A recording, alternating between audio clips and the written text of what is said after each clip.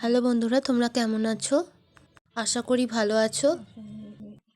আমার সেলাইয়ের ভিডিও তোমাদের কেমন লাগছে তা তোমরা জানাও।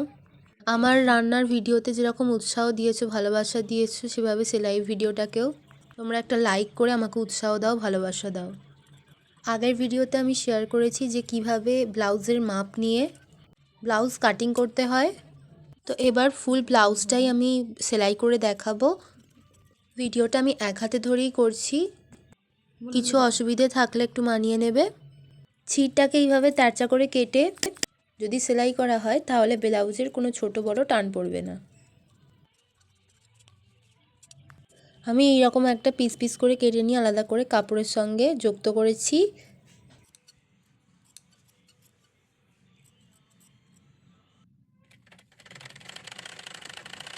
পেছনের এই পার্টটা আমি কাপড়ের মধ্যে বসিয়ে একেবারে সেলাই ধরিয়ে নিচ্ছি।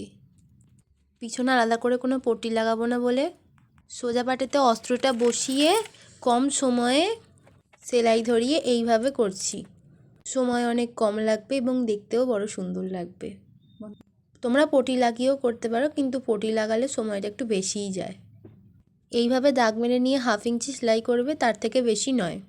বেশি করলে অনেকটা সুচালো দেখতে লাগে, দেখতে একটু বেশি খারাপ লাগে। নিচেকার পাটটা ওপর দিকে বসিয়ে সেলাইটা করতে হবে পিছন দিক থেকে। সেলাইটা এখন হয়ে গেছে। এবার এই পাটটা এখানে বসালাম, এবার সেলাই ধরালাম।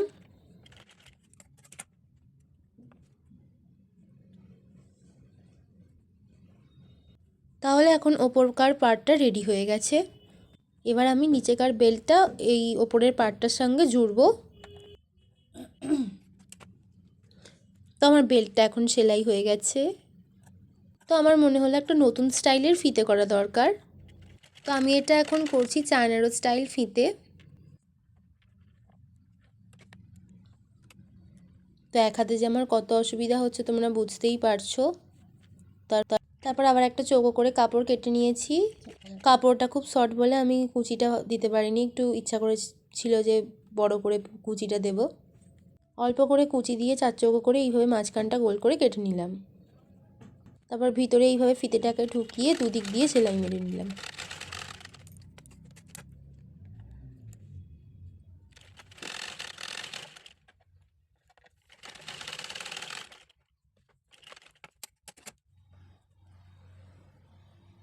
তো আপাতত আমার রেডি হয়ে গেছে একটা ফিতে।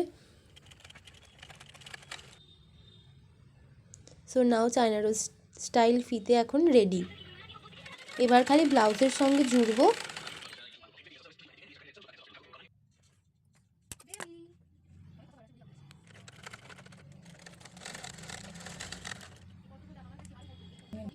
হাতা কাটিংয়ের ভিডিওটা আমি তোমার সঙ্গে অন্যদিন শেয়ার করব।